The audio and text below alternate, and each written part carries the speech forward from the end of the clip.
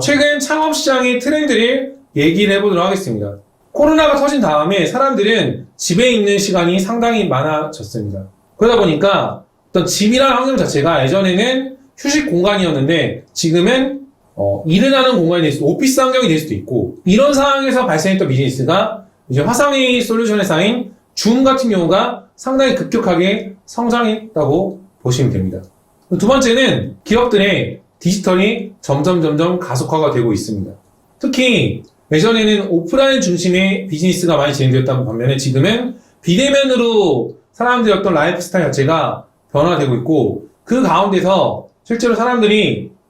어떤 컨텐츠나 서비스에 대한 노출 빈도는 또 집에 있는 시간이 늘어나다 보니까 결국에는 이 오프라인 했던 어떤 유형의 재화를 통해서 비즈니스 했던 부분을 또 서비스나 컨텐츠 형태로 디지털 재화로 전환시키지 못하는 기업 같은 경우는 생존하기가 상당히 어려운 환경이라고 보시면 됩니다. 또한 묵처럼 AI 맞춤형 교육이라든지 온라인 평생교육 시스템이 학교를 가지 않더라도 집에서 시청할 수 있는 교육 시스템들이 상당히 많이 생겨나고 있고, 특히라도 유튜브를 통해서 또 좋은 도움이 되는 컨텐츠들도, 글로벌 컨텐츠까지도 실제로 사람들에게 많이 노출되어 있는 환경이기 때문에 또 미래 변화의 또 트렌드를 잘 파악하는 게 중요하다고 보시면 됩니다. 특히 최근에 이 교육 쪽에서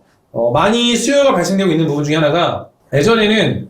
일하는 방법에 대해서는 회사에서만 배워야 된다는 인식이 강했었는데, 최근에 패스트 캠퍼스라든지 코멘토라든지 실제로 이런 회사에서 하는 업무 능력을 키워줄 수 있는 교육기관들이 많이 늘어났고, 예전에는 회사에서는 이런 교육들을 회사 내에 집합교육을 통해서 진행했었던 반면에 최근에는 코로나를 통해서 비대면 교육 자체가 늘어나고 있기 때문에 이제 이런 부분들을 실제로 직원들이 찾아서 듣는 거라든지 온라인으로 듣는 것들이 좀 많이 추세되고 있다고 보시면 됩니다. 또한 최근에 원격 치료도 본격화가 되고 있는데, 이런 스마트폰 통해서 2010년부터 이런 스마트폰을 통한 진료라든지 IPTV를 통한 진료라든지 의료 시스템에서도 디지털 기기들이 많이 활용되고 있고, 그리고 4차 산업혁명이 되다 보니까 IoT 기기라든지 AI 이런 자동화적인 부분들도 이런 의료적인 프로세스에 도입이 된 상태에서 되다 보니까 의료기관에서도 많이 변화가 일어나고 있습니다.